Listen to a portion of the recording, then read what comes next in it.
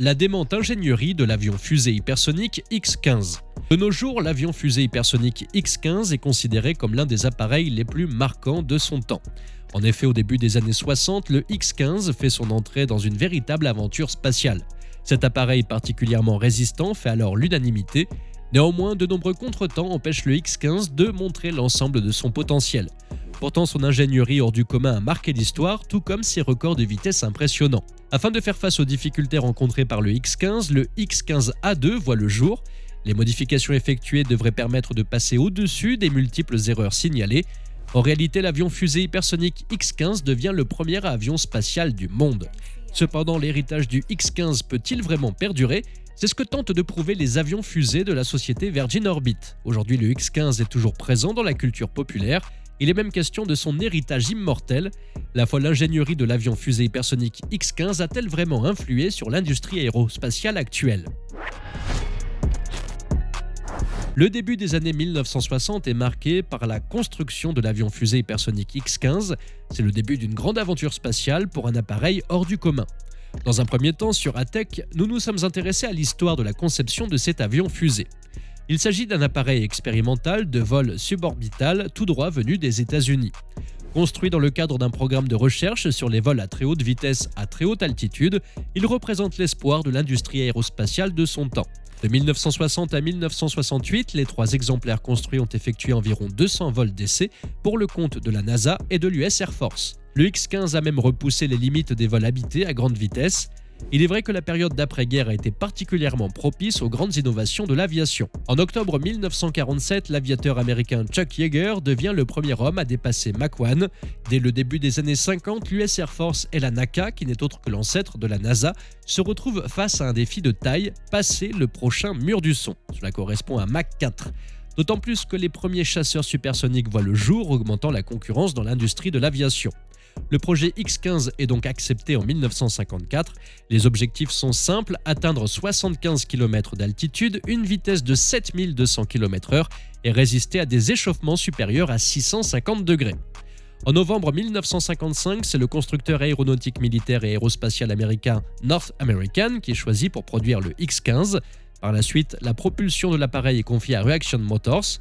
Le X-15 est un appareil de 15,47 mètres de long et de 6,81 m d'envergure seulement. Il est donc essentiellement constitué d'un grand réservoir avec un pilote à une extrémité et un moteur fusée à l'autre.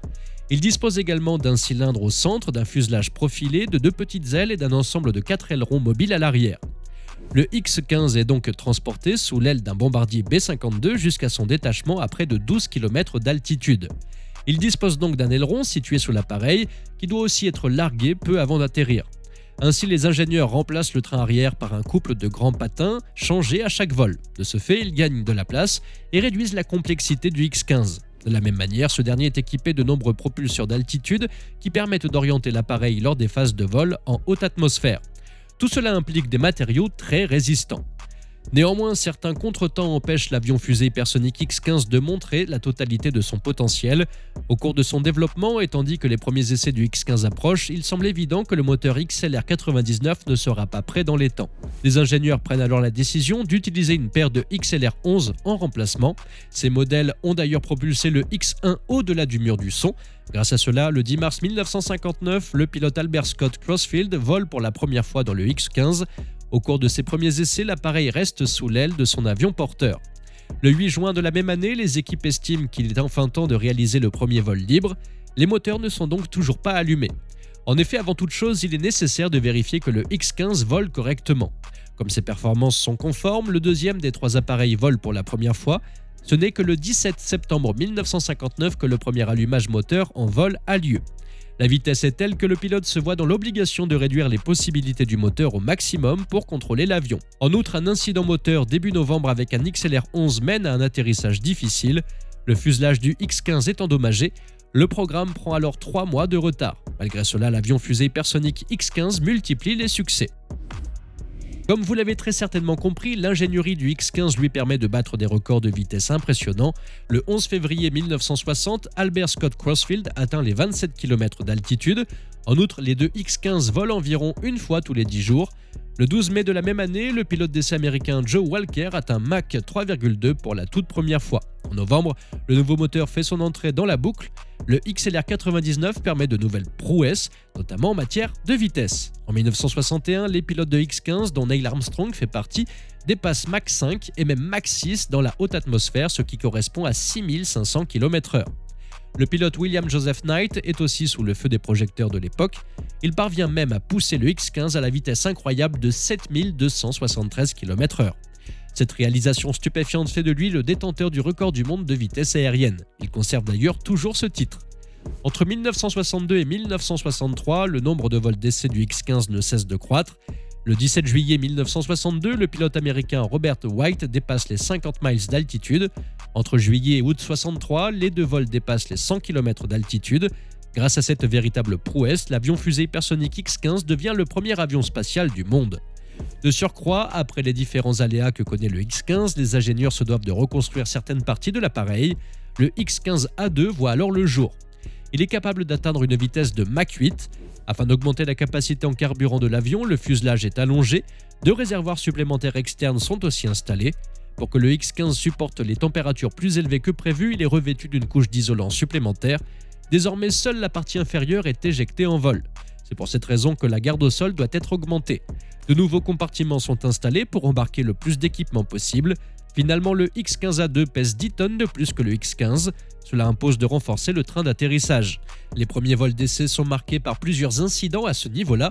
Ce dernier a tendance à se déployer en plein vol. Après avoir atteint de nombreux records de vitesse, la température en surface dépasse les 1300 degrés prévus. C'est ce qui provoque d'importants dégâts sur une partie de la cellule. Certes, North American parvient à remettre l'avion en état, mais il ne prend plus jamais l'air. L'héritage de l'avion-fusée hypersonique X-15 peut-il vraiment perdurer? C'est en tout cas ce qu'a tenté de nous prouver la société Virgin Orbit avec son projet d'avion-fusée. Avec sa société de lancement de petits satellites, Virgin Orbit, le milliardaire Richard Branson espérait développer une solution de lancement de satellites en orbite. Il utilise donc un modèle de fusée vraiment peu conventionnel. Il est question des avions-fusées. Le fonctionnement de tout ceci est très simple. Un avion décolle avec, sous son fuselage, une petite fusée. Une fois à haute altitude, la fusée se détache et prend le relais. Malheureusement, les résultats de Virgin Orbit ne sont pas au rendez-vous.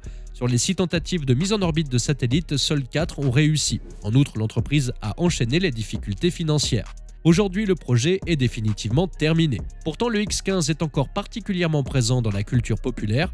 En effet, l'inventeur de la bande dessinée Buck Danny, Jean-Michel Charlier, a assisté à un vol de Neil Armstrong à bord du X-15. Il décide donc de faire participer son héros au vol d'essai du X-15. Cette aventure est publiée dans le journal de Spirou de 1963 à 1964. Par la suite, le X-15 est présent dans de nombreux films et séries. Peut-on réellement parler d'un héritage immortel du X-15 ? Cet avion-fusée hypersonique repousse les limites de l'aviation et valide de nouveaux concepts. Néanmoins, il pose quelques problèmes de sécurité. Mais dans les années 60, il semblerait que ce soit le prix à payer pour la mise au point d'un programme innovant. Le X-15 aura-t-il vraiment servi à quelque chose dans le domaine de l'aéronautique ? Quoi qu'il en soit, le modèle d'avion-fusée est encore loin d'être mort aujourd'hui. De nombreuses fusées décollent encore et sont larguées depuis des avions porteurs. Certaines entreprises telles que Virgin Galactic s'accrochent d'ailleurs toujours à l'idée d'un avion-fusée touristique. Avec la mise au point de l'avion-fusée hypersonique X-15, c'est le début d'une aventure spatiale. Sa conception particulière en fait un appareil ultra résistant. Néanmoins, certains contretemps empêchent le X-15 de montrer son véritable potentiel. Pourtant, il affiche une ingénierie hors du commun, ainsi que des records de vitesse impressionnants. Il devient même le premier avion spatial du monde. L'arrivée du X-15A2 bouleverse également le domaine de l'aviation. Néanmoins, le projet prend rapidement fin. Cependant, l'héritage du X-15 est parvenu à perdurer dans le temps.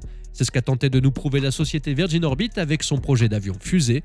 Le X-15 est même présent dans la culture populaire. Il est d'ailleurs question d'une sorte d'héritage immortel.